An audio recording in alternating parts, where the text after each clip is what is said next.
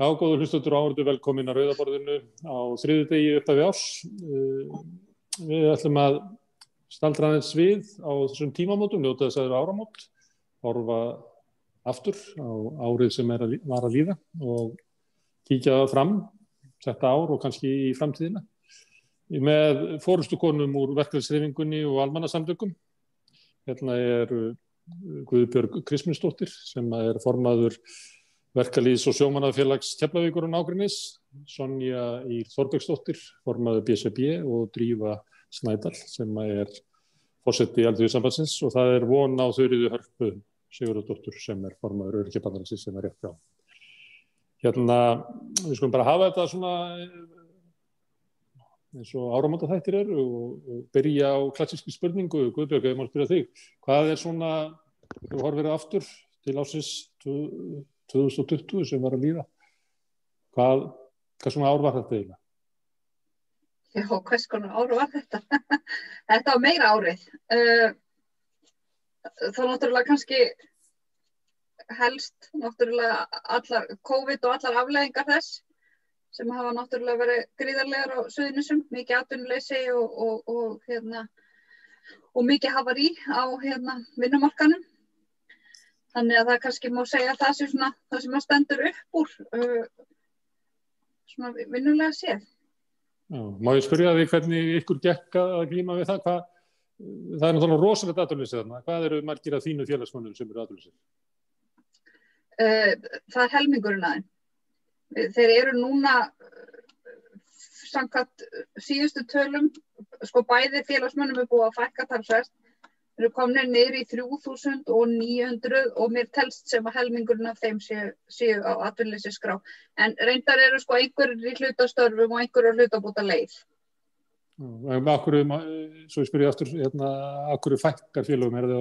Er það kannski fólk sem bara flutt af landibrott eða? Já. Eða fólk farið eitthvað annað í vinnu, fólk kannski farið út á land, fengi vinnu þar. Eða þá fólk sem hefur verið að vinna á almenna markaðnum kannski komið á opinbera markaðinn. Já, þannig að það minna en helmingurinn af þeim sem voru í félaginu í ársbyrjun 2020 sem eru við vinnu. Í fullu starfi, já. Hvað einhver dæmi þetta í sögu félagsins? Þú ert of ung til þess að munna aftur en þú kannski spurt ykkur. Já, það náttúrulega ýmislegt gengið á fyrir suður með sjó. Kótin hefur meira minna farið, herinn hefur farið, það hvert áfallið að fættur öðru sem hefur riðið yfir þetta svæði. Þetta ber þetta einhvern veginn saman? Sko, það var náttúrulega þegar að herinn fór, þá var rosalega stór hópur af þeim sem starfað hjá hernum í verkalýðsfélaginu. Þannig að það var mikið blóðtaka þá en það ekki samt í líkingu við þetta algjört einstæmi, sko. Og svo höldum okkur aðeins við þetta og ég ætla að spyrja það út í aðeins framtíðina. Hvernig sér þetta fyrir þér að þetta atvinnuleysi verði kannski meira og minna allavega fram á haust? Já. Það gæti, ég held að þetta fari bara svona hægt og rólega minnkandi. Það vonandi svona með vorinu fer nú kannski eitthvað að glæðast ef allt gengur sem óskast með bólusetningar og slíkt. Maður svona heldur í vonina með það að kannski verði Ísland eftirsóknarvert land til þess að heimsækja vegna þess hvernig okkur hefur gengið í baráttunni við þessa veiru. Þannig að það vonandi verður svona, byrjar þetta svona hægt og rólega að lagast með vorinu en þetta á eftir að taka langan tíma, sko, lengri tíma heldur við gerum okkur inn fyrir. Og þið horfið fyrst og fremst á það að bólusetningarnir gangi vel og túristandi komi aftur og þá farið allt aftur í svona sama gang. Það ekkert að horfa á að koma einhver önnur atvinnutækifæri svona á leiðinni eða eitthvað slíkt. Þið eru bara eiginlega að bíða eftir því að túristandi komi aftur.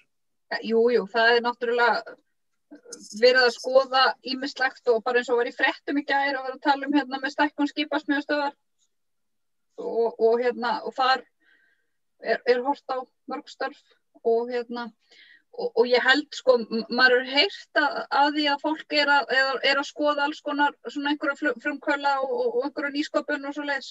Þannig að vonandi förum við nú að dreifa okkur í fjölbreytileikanum í þessu. Það verði ekki bara allir að hjóla í ferðaþjónustunni aftur. Ég held að fólk hafi nú svolítið lært af þessu að vera með svona einhæfa atvinnustarfsemi. Þannig að vonandi lærum við það á þessu.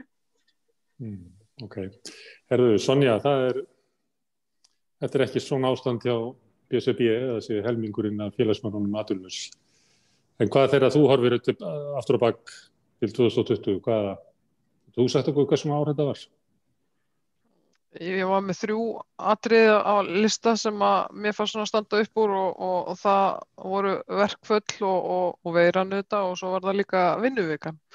Það var þetta í mars sem að við vorum búin að boða umfangsmestu aðgerðir sem að bara hefði átt að vera í áratugi hjá BSRB og að því við ætluðum að knýja fram betri kjöri gegn kjarasamningana og aðalega var þar undir stytting vinnuvikunar. Og svo skrifum við undir og eiginlega bara á sömu nótt og þá voru allir sendir heim og það breyttist allt verulega. En það sem að stendur auðvitað upp úr að þetta risastór áfangasigur að stytta vinnuvikuna með þessum hætti þó að verkefninu sé ekki lokið. Við höfum auðvitað eftir að fylgja eftir innleiðingu og svo tökum við vaktavinnan ekki gildi fyrr en í maí. En við erum það kannski líka gleymst. Eða það eiginlega bara svona, hvað maður að segja, það fendi yfir það fljótt af því að verkefninu urðu bara önnur. Og síðan auðvitað maður búin að vera að horfa til þess að bæði að tryggja hagsmuni framlínu fólksins, fyrst nýrist að hlífðafatnaðinn og svo framvegis og núna hefur það svolítið breyst yfir í að tryggja að þau fái þá viðurkenningu sem að þau eiga skilið fyrir þetta stór afrek og það ótrúlegt hvað umræðan svona breyttist hratt. Í fyrstu bylginu þá var mikið talað þetta og ég segi það nú ekki að þau heilbrigðisstarfsmenn voru valin fólk ársins á einhverjum rásum með einhverjum fjölmiðlum núna en svona öðru leyti að þá finnst mér umræðan ekki nægilega mikil þetta og maður finnur það alveg að fólk sem að svona annarra skoðunar en maður sjálfur sem maður orðið að þannig að þau eru ennþá býsnastíði við því að ríkisstarfsmennir haldi öllu sínu eins og þau einhvern veginn sé að maka krókinn á ástandinu sem er auðvitað fráleitt af því að þetta fólk að leggja allt undir til þess að bjarga okkur hinum sko. Þannig að þetta er svona, kannski í stuttumáli og svo auðvitað stóra atriði var þessi umræða öll að við vitum það að efnahagsástandið mun leiða til aukins ójafnaðar og hvernig við ætlum að fara því að jafna byrðarnar og það er ekkert smá verkefni framundan í því. Sem býður okkar í þessu næsta ári og næstu ár kannski.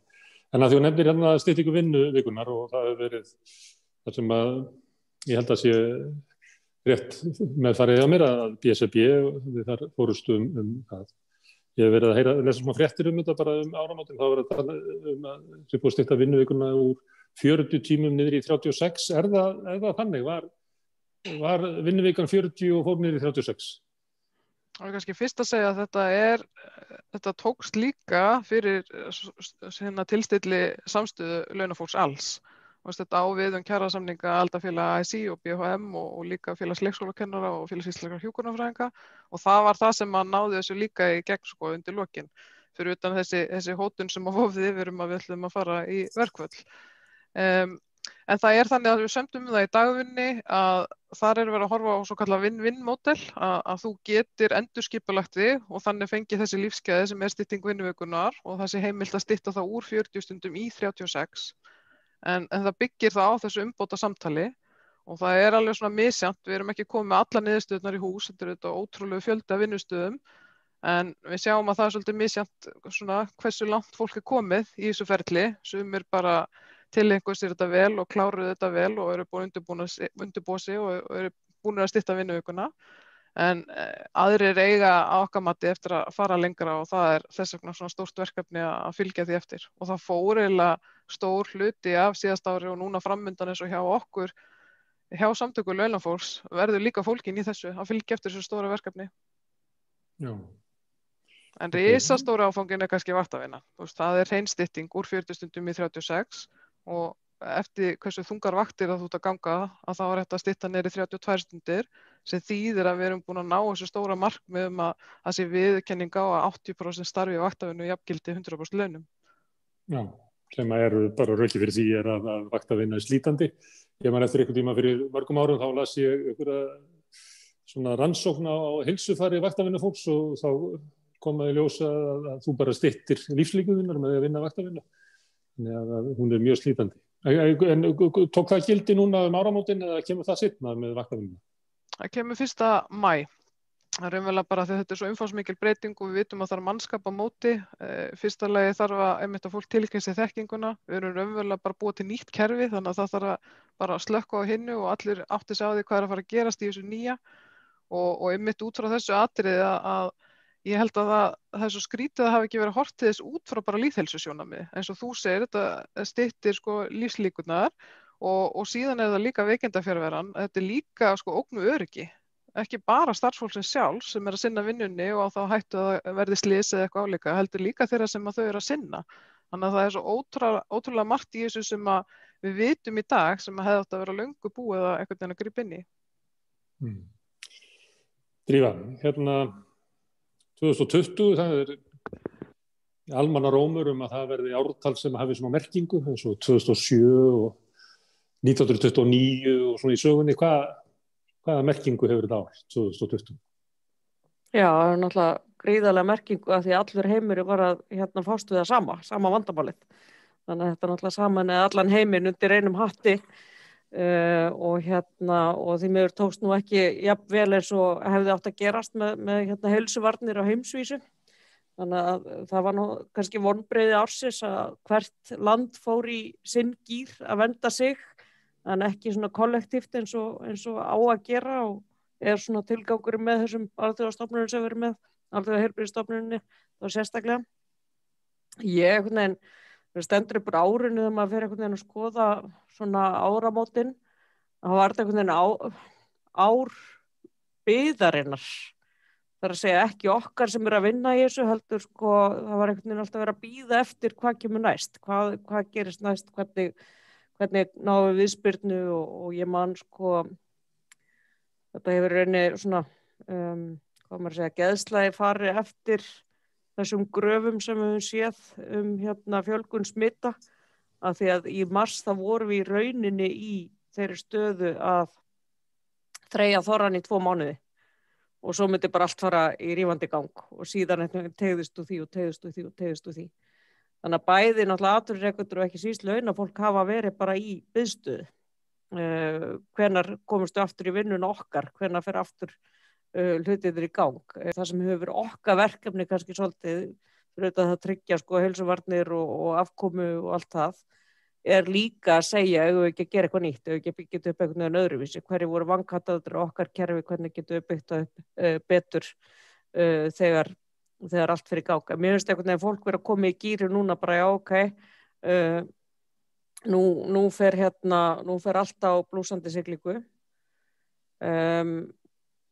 og það er þá okkar hlutverk núna í þessu ástandi að segja eigum við ekki að sníða vankantan á því kerfi sem við vorum með og byggja upp eitthvað skynsamara kerfi og þá erum við náttúrulega kannski að tala bara atvinnuuppbyggingu að vera ekki með öll eggin í þessum örfáu körfum okkar en líka einhvern veginn að þetta skilyrðin á vinnumarkaði breyta þeim þannig að þau verði manneskjulegri.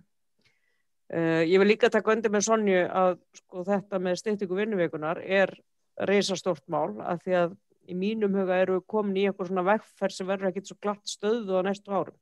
Þegar fólk fær einhverja tilfinningu fyrir lífsgæðin sem felst í því að vinna styttri vinnutíma og þá mun sú vegferð halda áfram. Og það er kannski ágætt að muna það að það eru 100 ár síðan við tókum stór skref í þessu. Það er ekki verið að taka risaskref núna, ég meina við erum ekki að stytta hana fjórðung eða eitthvað slíkt, en við erum hins vegar að fara í eitthvað ferli sem verður raunverulegt og vonandi verður einhvern veginn teygju við viðmiðið í þá átt að það verði viðmiðið að vinna 36 stundar vinnuviku fyrir alla.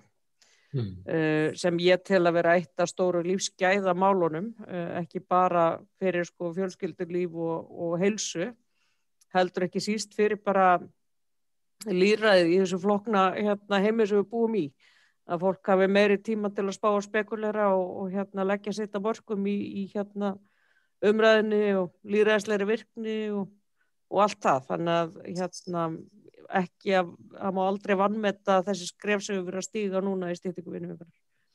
Eitt af því sem stendur upp úr árinu svona fyrir utan þetta COVID og þessa hryllilegu biðstöðu sem hún setti samfélagið allt í nánast.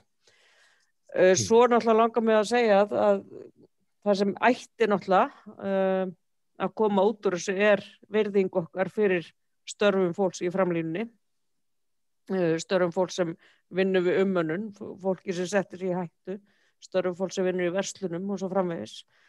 Og það sem ætti að koma út úr þessu að sjálfsögðu styrkur okkar opinbera heilbrigðiskerfis, opinbera menntakerfis, af því að ég held að þegar þetta verður gert upp á heimsvísu og ég hugsa svona ár 2021 verði ár uppgjörsins, hvaða þjóðir stóðu sig vel, hvaða þjóðir stóðu sig illa, af hverju gekk sumum vel og öðrum illa. Og ég vil kannski vitna í könnun sem var gerð í Svíþjóð og svona rannsókn, að það eitt af því þeirri niðurstöðu sem þau komust að þar, af hverju bara fólk lést umvörpum á heimilum. Það var af því að það voru mjög örskipti á starfsfólki. Það var mjög þunnt smurt af starfsfólki. Það þurfti að flakka mjög mikið á milli deilda. Öldrunarþjónusta þar í landi hefur verið arðvædd. Þannig að það voru aðrir hagsmunir heldur en heilsa sem voru látni ganga fyrir þegar það þurfti að fara að punga út fyrir öryggisbúnað og svo framvegis. Þannig að þetta segir okkur það hvað það óbúslega verðmætt að standa vörð okkar opinbera kerfi og hvað við þurfum að treysta það í sessi, og það eru svona eitt af góðu fréttunum núna áramótin að það sem sagt verið að treysta það í sessi með því að taka til dæmis skimun krabbameinsleitar inn í heilsugæsluna, þannig að það verið að efla heilsugæsluna mjög mikið og létta byrðum á sjúklingum, þannig að við erum ekki að fara í aukna, eins og þetta einu sinni, kostnaðarvitund sjúklinga, heldur erum við að reyna að vinda ofan á því kerfi að það kosti að fara að leita sér lækna. Þannig að það, svo maður telja nú upp einhverju jákvæð teikn sem hafa verið, en auðvitað á þetta ástand og þetta ára kenna okkur það að í fyrsta lagi verðum við fjölbreytt atvinnulíf, öðru lagi að vernda ráðningarsambönd, af því að þau skipta máli bara fyrir heilsu og velferð og vernda okkur opinberu kerfi. Þú nefndir þarna eins og Sonja svona fyrsta lærdóm faraldursins sem voru mikilvægir starfa, sem hafa mikið rætt það, mér finnst vera meira hafa verið rætt það síðastliðið vor, framlínufólkið og meðal annars fólki sem vinnur í einkageiranum eða raða í hillur í búðum og svona. Ég kíkti á forgangshópana fyrir bólusetningar. Sá hópur var ekki þar, það voru bara aldraðir og svo fólk í heilbrigðiskerfinu og svo inn í menntakerfinu, en fólki sem að vinna við að raða vörum í búðurnar sem að kannski 1000, 2000, 3000, 4000, 5000 manns labba fram hjá því með þeirri vinnunni ykkur í sinni og í hættu, það ekki þar inni. Erum við svona fljóta að gleyma að heitstrengingarna sem að voru, að við ætlum að muna þetta allt í apríl og maí að áramótin að þá erum við búin að gleyma þessu? Já, en svo vil ég líka nefna að ég held að verslunum hafi tekist frekar vel upp að vernda þeirst starffólk. Þú veist, maður er ekki frétt af hópsmitum í verslunum, það það frekar útsettur hópur sem að þjóna til borðs eða eitthvað slíkt sem í meiri návist við kúnan og fólk í umönnun. En verslunarfólki hefur sloppið alveg ótrúlega vel og það hefur tekist vel til þar, verði ég að segja. Sigríður, velkomin. Fyrsta spurningin ég spurt þér hvað skilgreina þetta ár, 2020. Hvers svona ár var þetta? Já, þetta var meira árið eins og Guðni forseti sagði. Þetta var nú meira árið. Þetta var eiginlega ár, einsemdar, allavega fyrir minn hóp og það ennþá og kvíða bara sína heilsu og sitt líf og þetta afkomótti og já, þetta bara dálítið mikið verið fyrir minn hóp á þann veg. Fólk hefur kvíður morgundeginum að það fer ekki út úr húsi og þetta hefur haft ekki sérstaklega góða áhrif á svona þá sem að eiga vanda fyrir svona geðrænum kvillum, þunglyndi og ýmsu öðru. Þannig að þetta hefur dálítið einkennst af því og síðan hefur það líka þetta ástand og ég ætla bara að taka undir bara með Sonju og Drífu, þar sem þær hafa sagt hérna varandi, það hefur opinberast okkur hvað það sem skiptir máli í okkar samfélagi manna, það að standa vörð þessi kerfi sem að við komum okkur upp til þess að vernda velferð okkar að stuðla að velferð og það heilbrigðiskerfið náttúrulega bara númer 1 og hefur verið númer 1, síðan auðvitað félagslega kerfið og menntakerfið og allt það. En ég held að þetta hafi líka verið pínlítið kannski ár vonarinnar að, og við erum búin að sjá núna hvað það sem að svona ógn, þegar hún stæðir að hvað við þurfum að laga og breyta og þá það kannski hvernig við ætlum að rísa upp úr þessu, hvernig komum við undan svona og hvað komum við til með að gera? Ætlum við að efla heilbrigðiskerfið okkar? Ætlum við að virkilega fara inn í það að breyta og efla geðheilbrigði þjóðarinnar sem nú ekki vanþörf á og hvernig ætlum við að standa að þessu? Þannig að ég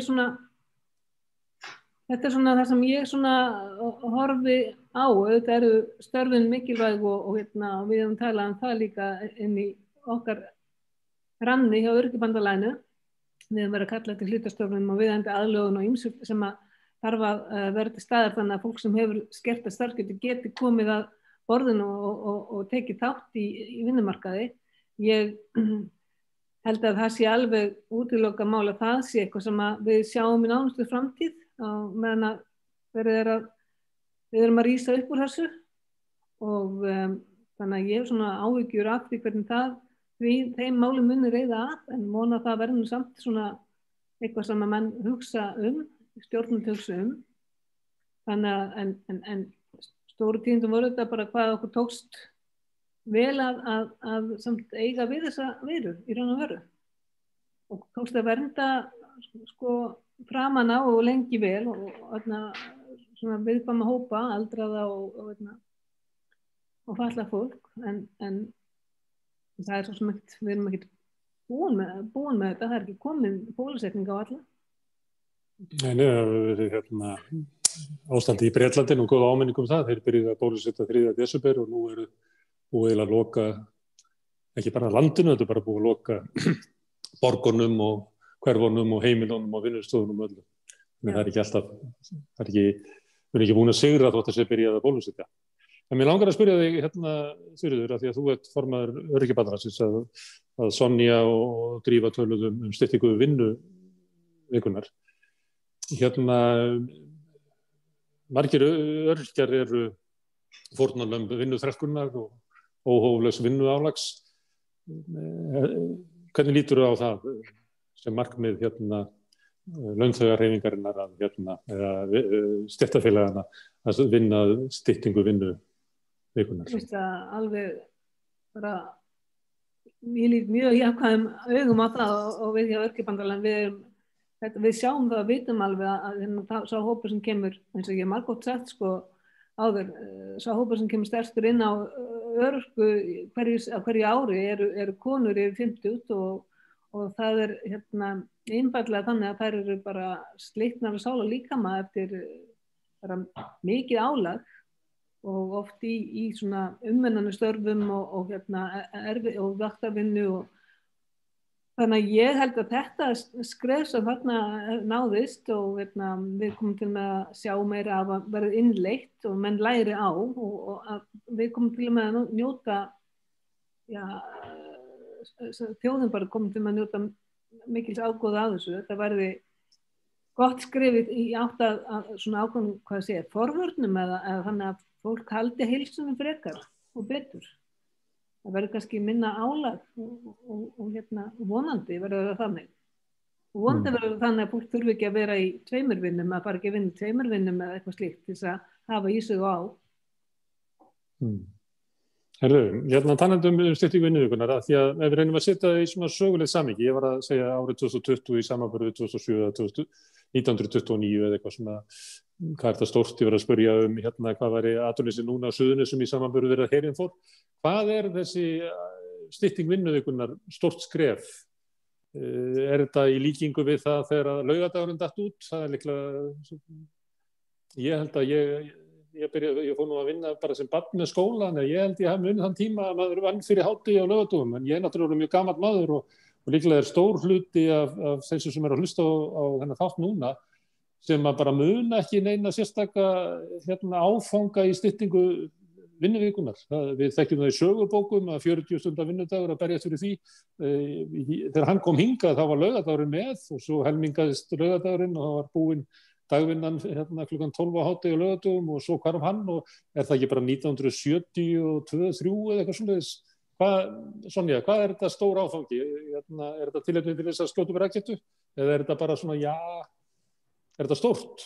Nei, ég meina ég ætlaði mér algjörlega að halda risastórt partí til þess að fagna þessu en svo mátti fólk bara ekki koma saman sko. Fyrir mér þetta þannig áfangi, þú veist, þannig alveg, hann mun fara í sögubækurnar okkar og held ég bara vinnumarkaðarins í heild sinni.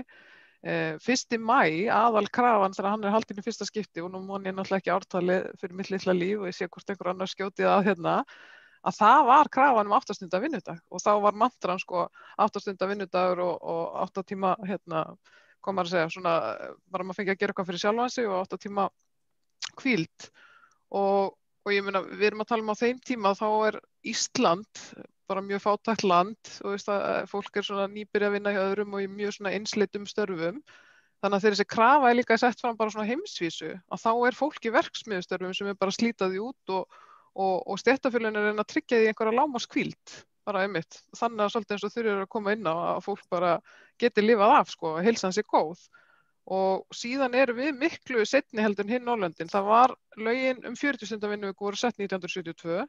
Það var einhverjum 4-5 árum áður sem að hafði þá verið stytt 4 tíma. En svo man ekki hvort það voru 30-40 ár þar á milli. Þetta ótrúlega, þú veist, þetta gerist í nokkurum svona styttri skrefum, þannig kringum þá 60 og 70 og svo hefur ekkert gerst í allan annan tíma. Þannig að fyrir mér þú getur stytt sko vaktavinnuna hjá þeim sem að ganga þyngstu vaktirnar 20% og getur stytt 10% í dagvinni. Þetta þú veist, halvu dagur í dagvinnu og heill dagur í vaktavinnu. Mér finnst þetta risa áfangi.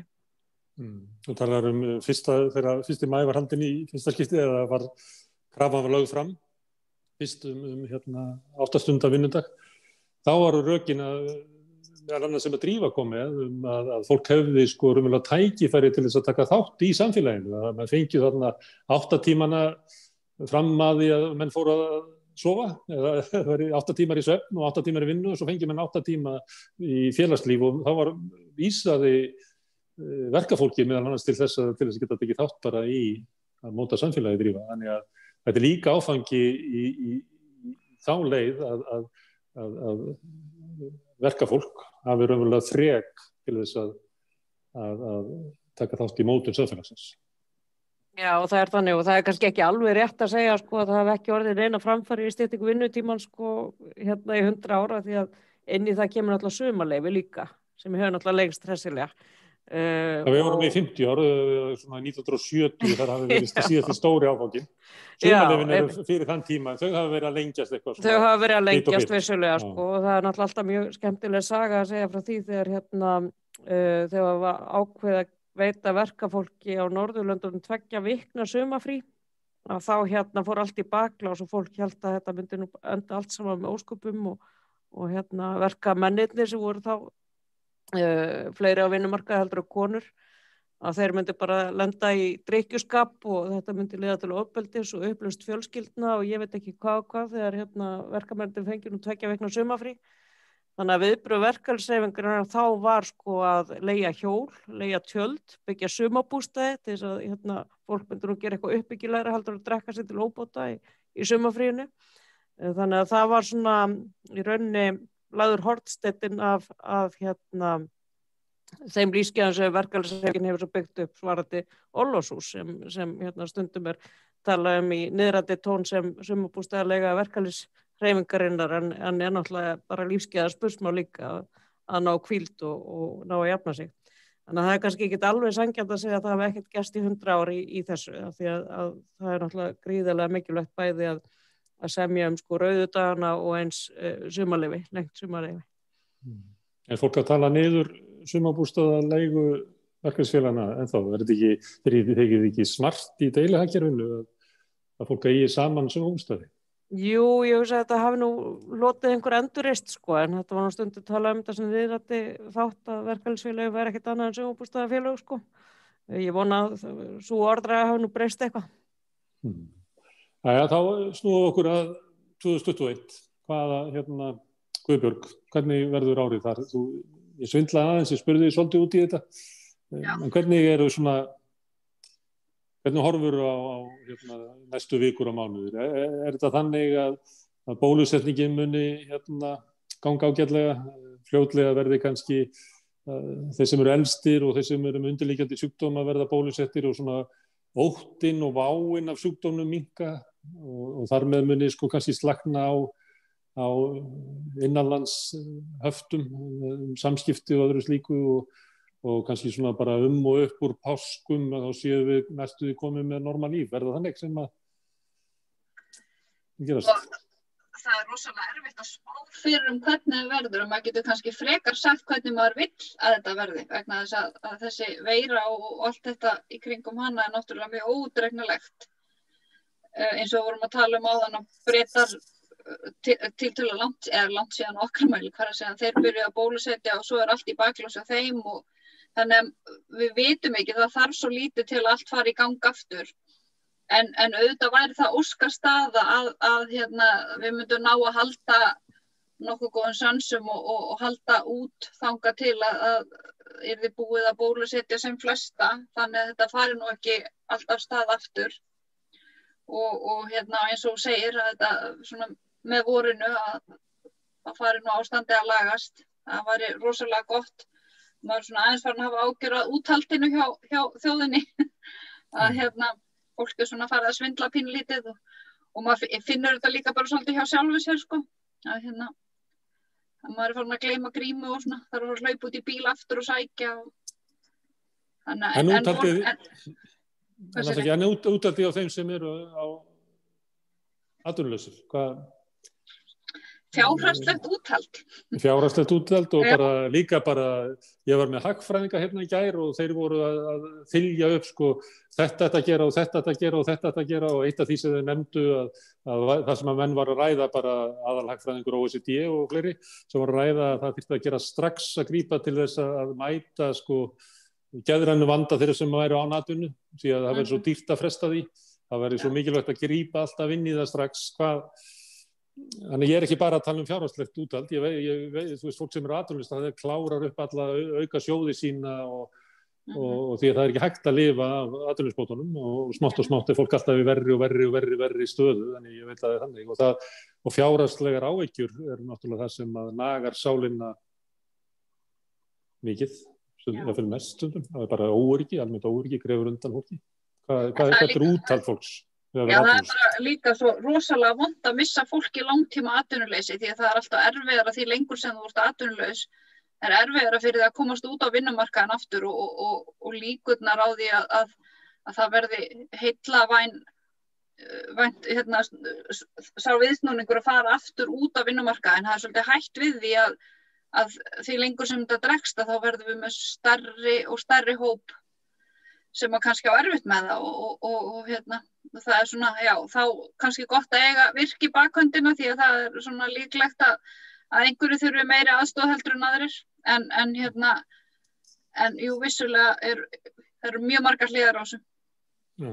Er það erfiðara fyrir fólk að fá vinnu vegna þess að það er orðið skadað atvinnuleysinu eða er það þannig að ef þú ert búin að vera atvinnulaus í 1 ár og 1,5 ár að þá sé erfiðara að fá þig í vinnu vegna þess að fólk horfir á það og býtur hvað þetta búin að vera atvinnulaus í 1,5 ár og þú fær svona á þig svona fordóma svipað aldursfordóma og fyrir getur líka verið fólk sem glímir við veikindi eða konur á barneignaldri og við þekkjum þetta að það getur verið erfitt að bara komast í vinnu og ef þú ert bara fittar ekki inn í einhverja hugmynd atvinnurekanda sem fullkomin starfsmanna þá er það erfiðara fyrir þig.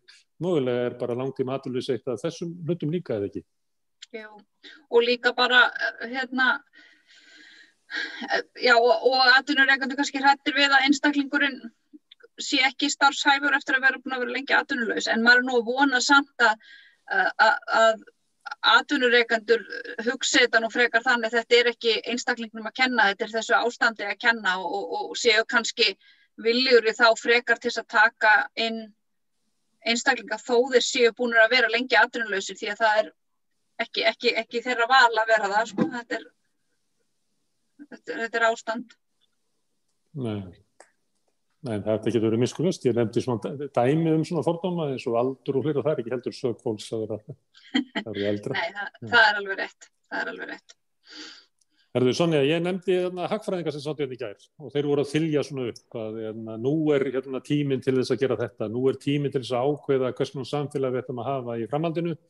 Nú þurfum við að vera að taka ákvarðanir breytingar í menntakerfinu til þess að mennta fólk fyrir nýstörf, vegna þess að störfin sem að þarf eftir kreppuna og eftir hrunið ekki þau sömu voru áður og söldu upp endalaust, þetta þarf að gera, þetta þarf að gera, þetta þarf að gera.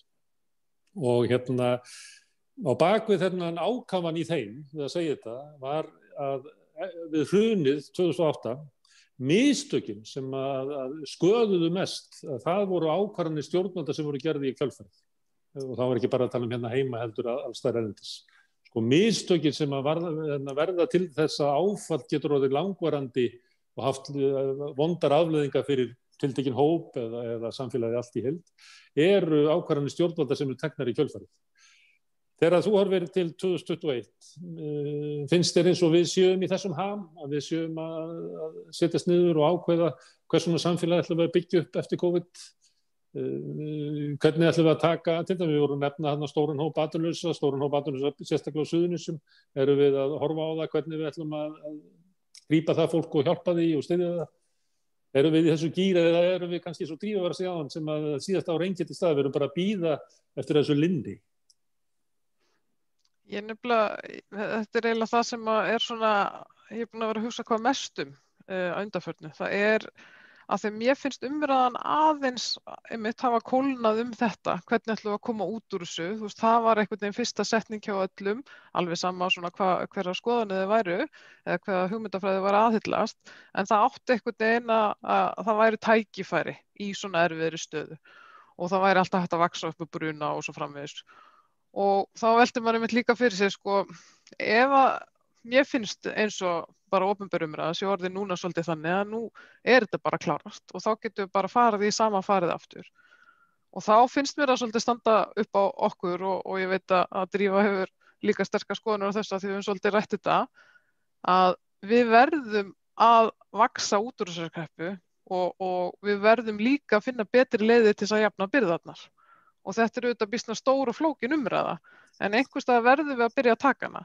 Af því að einmitt eins og þú nefnir, ég meina það allar þessar alþjóðastofnanir og OECD að senda frá sér greina sem að yfirskriftin bara ekki endurtaka efnahagsmistök frá síðasta hruni, sko, eða síðastu kreppu. Og þá veltum maður líka fyrir sér að því að sum lönd eru kallað þetta bleiku kreppuna, af því að við sáum það að hrunið hafði hlutfallslega verri áhrif á konur heldur en karla. Umönnunarbyrðin jókst og það verða veikja opinberu kerfin sem hafði þannig að þungin lagðist yfir á þær og svo framvegis.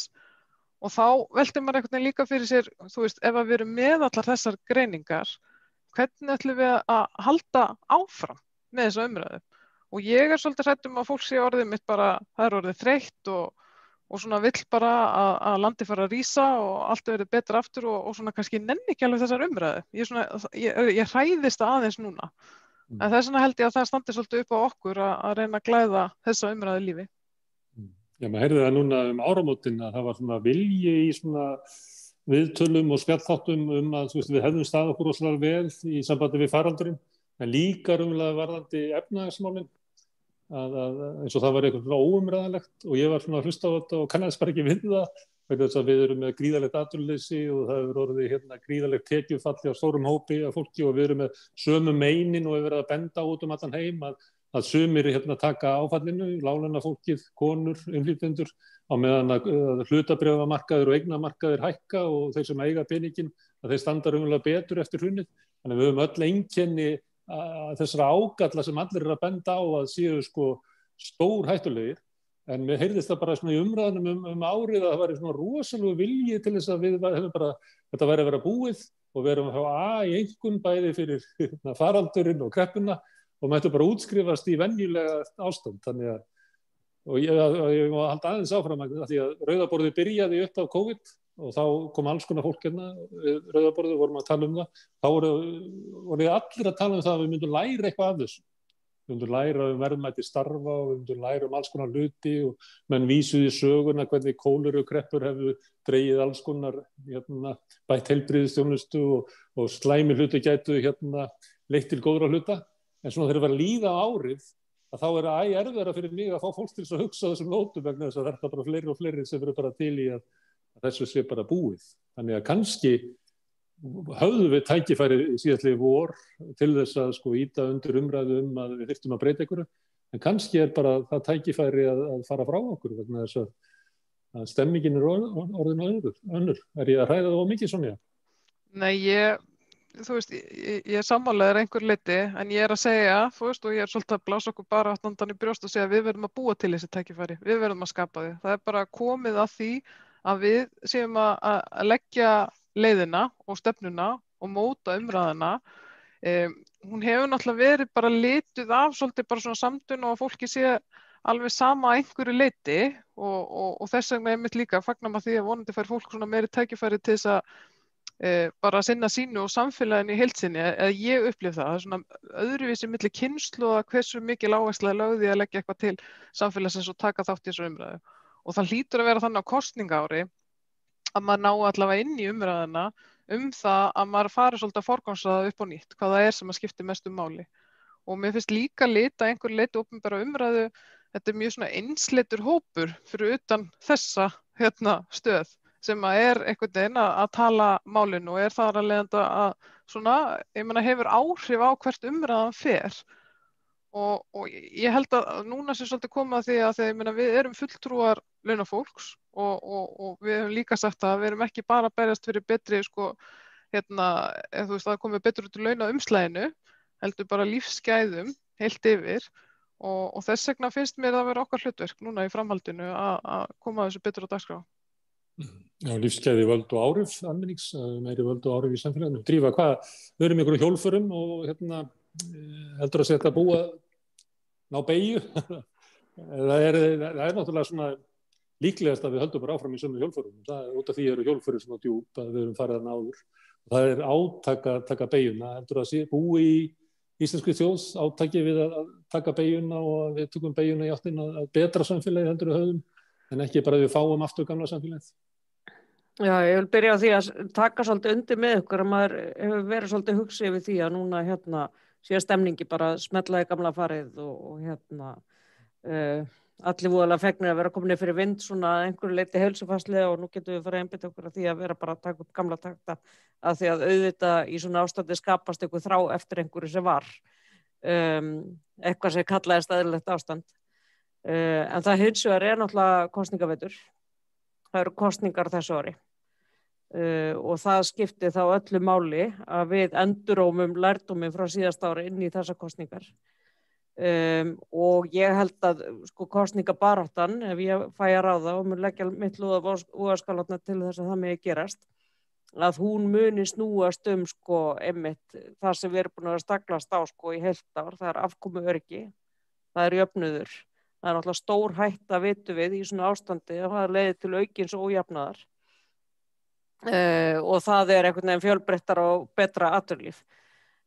Þannig að ég svona vonast til þess og ég í bjartsýni minni telja það vera að þessi kosningabaráttu og svo samfélagsumræða sem fer alltaf í gangi kringu kosningar að það muni litast að einhverju leyti að þessu og þar finnum við til mikillar ábyrgðar og við Sonja áttu nú bara samtala þetta síðast í dag hvernig við getum beitt okkur í þessu. Þannig að það stendur svolítið upp á okkur, almannaheillasamtök, verkalýðshreyfinguna og fleiri að þetta verði einhvern veginn einhvers konar uppgjör gagnvart þeim ágöllum sem voru á okkar kerfi og því stóra verkefni sem framöndan. Því að eins og sérfræðingahópur verkalýðsfélaganna komst að snoðir að allar kreppur í kjölfar farsótta hafa leitt til aukins ójafnaðar og það náttúrulega eitthvað sem má ekki gerast. Og það sem náttúrulega nýtt núna að við erum með allar þessar alþjóðastofnanir sem hafa nú ekki verið þekktar fyrir að vera sérstaklega róttækar eða hallar undir vinnandi fólk, og þær eru allar uppi með sömu varnarorðin. Þannig að við getum sótt einhvern styrk þangað þegar meira segja hægri öflin út í heimi eru farin að vara við því að þetta leiði ekki til aukins ójafnaðar og að það ekki að fara í að greiða skuldirna bara 1, 2 og bingo, hækka skatta á það lægstlaunu, auka kostnað í okkar kerfum, skera niður, einkavæða, allt þetta sem við þekkjum allt og vel og veitum afleiðingarnar af líka. Og veit eiginlega ekki hvernig maður að taka þessu þegar Alþjóðagjaldeyrissjóðurinn, OECD, The Economist og svona kirkjur nýfrjálshyggjunnar eru byrjaðir að tala einhvern veginn sem að manni hljómar að sé bara langt til vinstri í íslenskt samfélag. Þetta nánast óþægilegt, já. Eða eru við í einhverju svo klikkuðu samfélagi, eru við einhverju eftirlegu kindur frá miðöldum í íslenskt samfélag, því að þessar stofnanir eru að boða hljómar bara sem argasta róttækni. Já, algjörlega.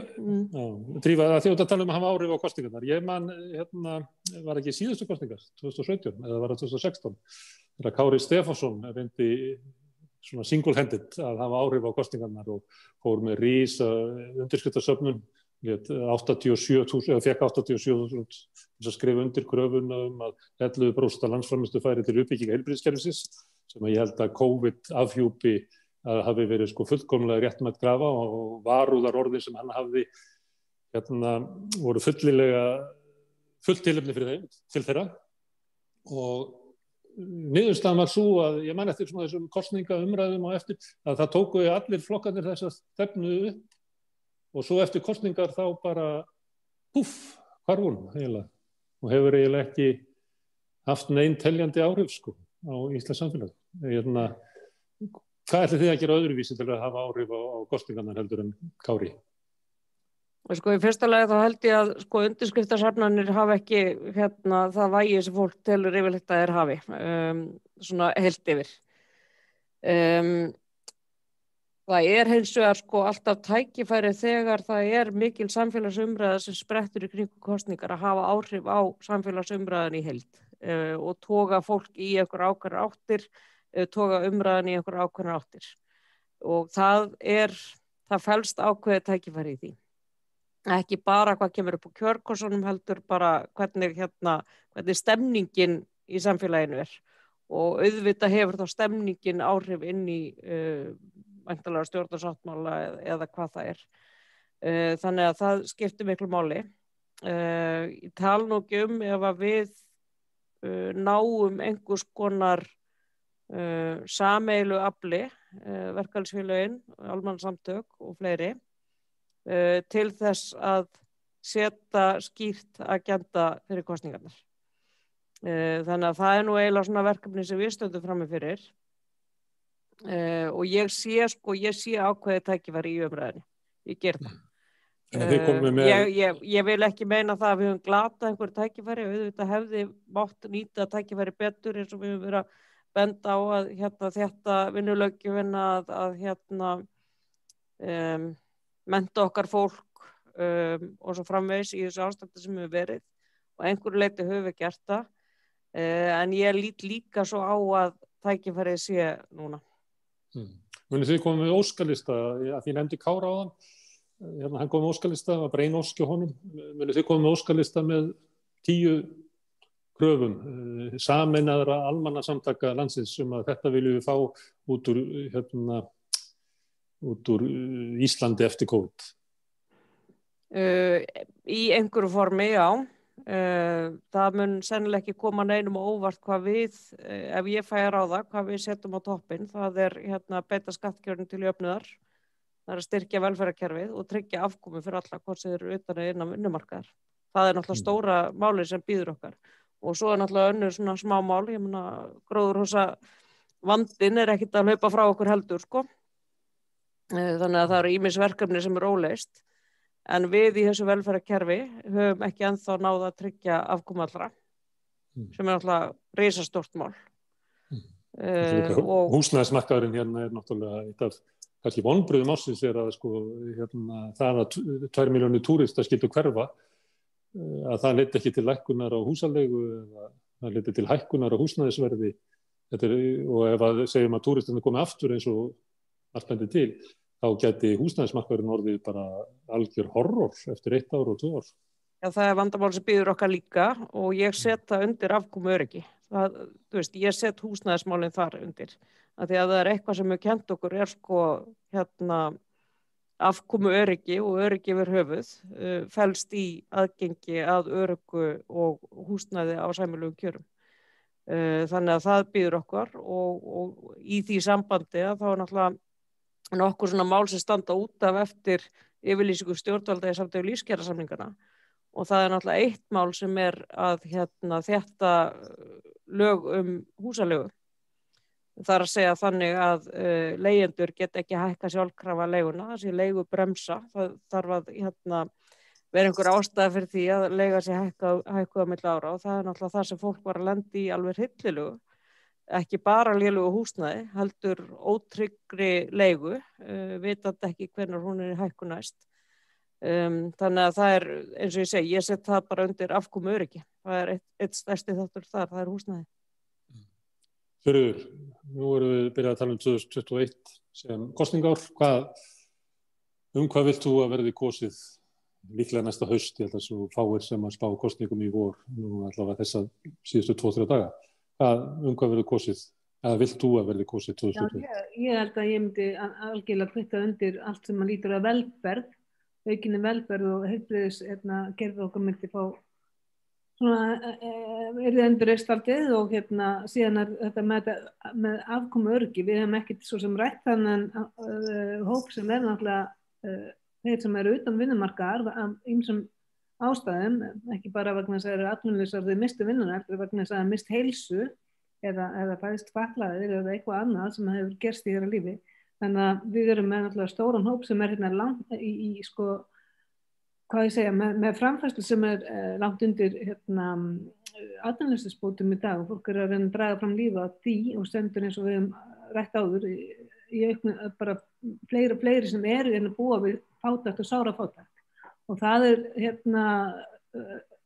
bara verkefni sem að ég hélt að stjórnvöld myndu fara í að vinda ofan af í alvöru og þar sem að líka að þeir nefna OECD og ýmsa fleiri ýmsa fleiri aðila utan úr heimi sem hafa verið að segja bara hvað að gera, að fara ekki sem hjólfurinn og hvað að gera og þar hefur verið talið að það þurfa að passa upp á að fátækt fólk verði ekki fátækra og lyfta þeim sem lægst sitja og lægst standa og koma þeim upp úr gryfjunum þannig að fólk hafi í raunverulega tækifæri til að taka þátt í samfélagi.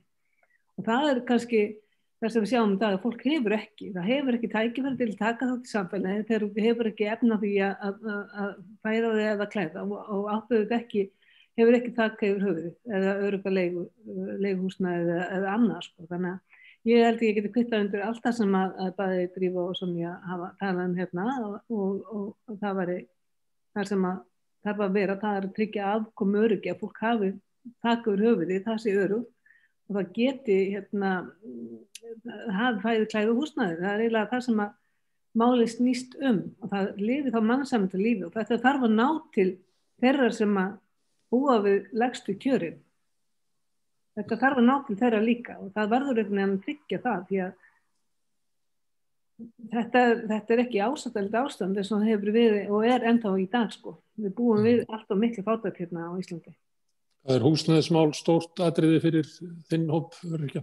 Já, við sjáum það að biðlistar eftir húsnæði, hvort sem það í félagslegu húsnæði hjá sveitarfélögum eða borginni eða í húsnæði hjá eins og Brynju hússjóði sem fyrir öryrkja, að þarna eru fleiri hundruð manns á biðlistum. og eins og með Brynju, þar hefur ekki verið opnað fyrir biðlista í 2 ár og þarna við erum komin, það eru undir 500 manns núna á biðlistum þar eftir húsnæði, en ég held að séu sko yngstar milli 800 og 900 manns á biðlistum eftir félagslega húsnæði hjá borginni. Þannig að það þarf að gera eitthvað stórt til þess að fólk hafi húsnæði og þetta ekki fólk sem fer hérna og versla sér einhverstaðar rándýra íbúð. Það alveg ljóst. Það kannski bara þessi 2 sem að þú nefndir sem eru raunverulegir valkostir og annað búin að loka, sem húsnæðissjóður öryggisjóður. Já, og síðan það líka, þetta fyllt af fólki sem að fatlast eða veikist og þarf að skipta húsnæði, þarf að fara í heppilegra húsnæði, afgengilegra húsnæði, alls konar svona þættir líka. Og það er í raun og veru engin leið fyrir fólk kannski fjármagna lán eða hafa aðgengi þó þú vildir kaupa sjálfur, að þú fáir einhvern veginn lán sem ekki svo ábúðslega há, að fólki sé gert kleift að einhvern veginn að eignast húsnæði. Og ég held að því að við veitum nú þetta með hlutdeildarlán og slíkt, en þau eru bara það íþyngjandi fyrir fólk að það ekki að fara í þau. Guðbjörg, má ég spyrja þig sem svona Suðurnesjaman, því að þegar ég var að hlusta á ykkur þá rifjaðist upp fyrir mér að Sigurður Ingi var á eldhúsdegi held ég, sem sagði að sko verkefnin í Íslandi væru bara 3, það væri atvinna. Er það kannski svona erindið sem að líklegt að fólk heyri þar sem að helmingur félagsmannaðinna án atvinnu? Það kannski muni kosningarnar bara snúast þann sem að telur sig geta lofað bara flestum störfum. Já, það svolítið hægt við því. Það allavega það sem að kannski að selja núna allavega á mínu svæði, sko, það húsnæðismálin eru alveg í ágætum farvegi, þannig að það svolítið líklegt að það svona selji. en vissulega líka sko, þó svo að það sé verið að tala sko vinna, þá náttúrulega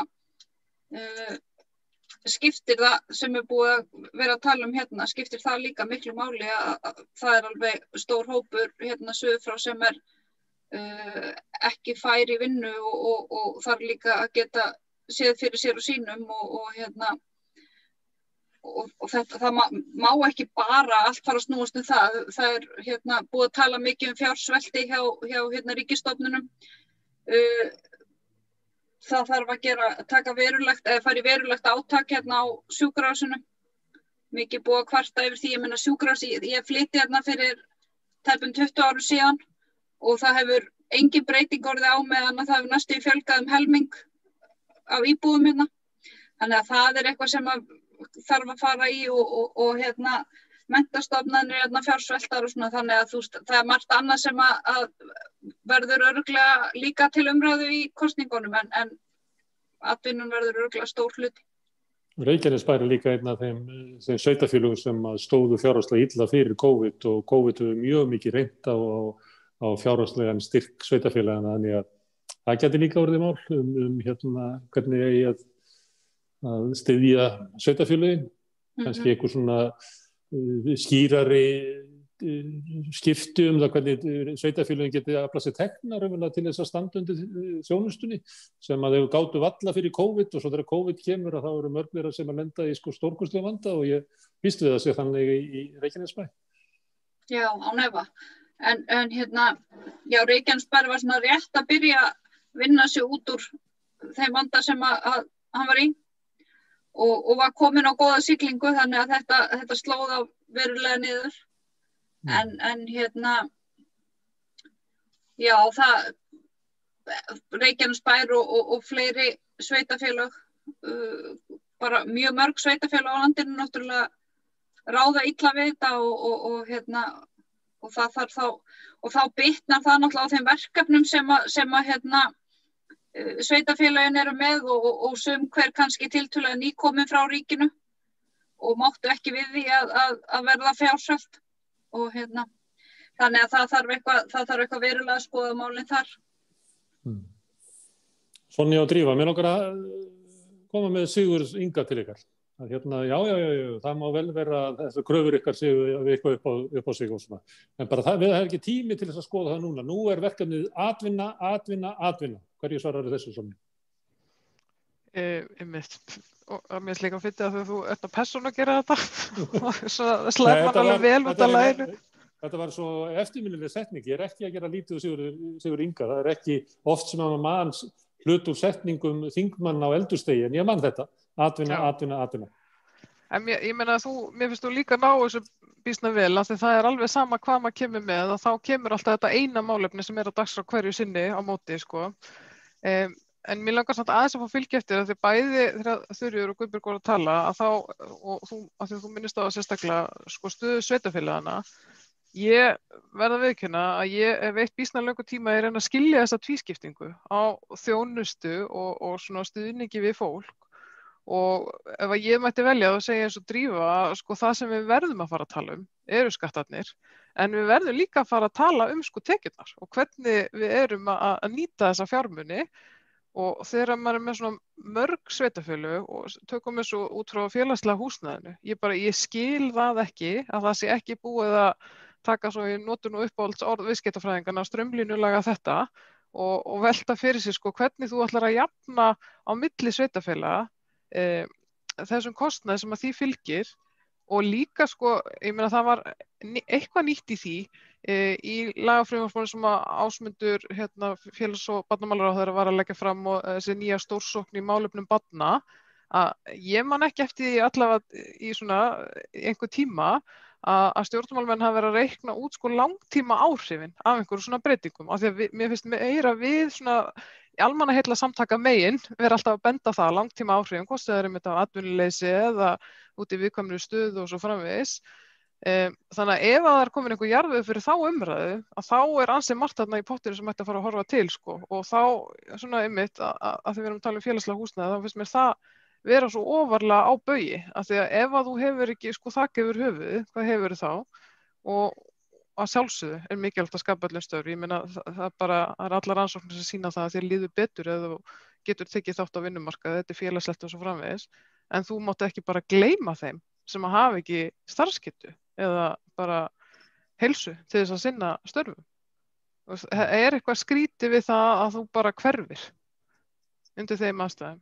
Þannig að ég svolítið líka býð eftir svona uppreisninni þar sko. Hvað segir þú Drífa? Að óskalistin sem að þú boðar áðan, hann má koma á eftir í 4. sæti og eftir atvinna. Nei, sko, Sigurður Ingi, ég ætla bara að byrja á því að taka undir með þessu. Atvinna bara mjög, mjög mikilvægt. En sko, hvernig atvinna? Þetta þurfa alltaf að vera góð störf og þetta þurfa að vera sanngjörn störf og við þurfum að lækka þröskuldana inn og út af vinnumarkaði. Þannig að atvinna alveg örugglega, en ég vil bæta við sko góð atvinna, sanngjörn atvinna og sveigjanleg atvinna. Það náttúrulega eitt af stóru málunum og sem við höfum náttúrulega oft rætt við Þuríður og fleiri, að það þessi háu þröskuldar inn og út af vinnumarkaðinum. Það eiga allir að fá að leggja hönd á plóg og taka þátt. En við búum við mjög mannskemmandi kerfi sem gefur fólki ekki kleift að taka þátt á sínum forsendum. Þannig að því náttúrulega lítið að vera að skella fram svona hvað maður að segja, slagorðum án þess að grafa eins dýpra í hvað þau þýða. Einn stærsti áfangin í því að skapa nýja atvinnu að tryggja afkomu öryggi fólks. Þannig að fólk hafi eitthvað á milli handana til þess að versla með, kaupa þjónustu með og svo framvegis. Þannig að það einn af stóru þáttunum í því að skapa atvinnu. Það að fólk geti haft eitthvað fjármuni umleggist til þess að kaupa þjónustu og framleiðslu af öðrum. Þannig að atvinnumálin eru gríðarlega stór, en þau eru stór í stærsta hugsanlega samhenginu. Herðu, við látum þetta verða lokaorðin. Ég þakka ykkur kærlega fyrir komuna. Guðbjörg, Þuríður, Harpa, Drífa og Sonja Ýr. Ég átti að með á því fyrir þátturinn að byrjaður að gestir mínu voru bara konur og þess vegna bætti ég hérna við auka gestum, Kára Stefánssoni og Sigurð Inga sem fengu að vera með. Hlustendur þakka ég kærlega fyrir að staldra hérna við Rauða borðið og hlusta og taka þátt í þessu með okkur. Það er hægt að nálgast þennan þátt á síðum samstöðurinnar bæði á Facebook og YouTube. Svo er hann líka fáanlegur á öllum helstu hlaðvarpsveitum. Á morgun munum við halda áfram, sitja hérna við Rauða borðið og reyna að skilja samfélagið sem við búum í. Að þá ræðum við lýðræði. Við sjáumst þá og takk fyrir í kvöld.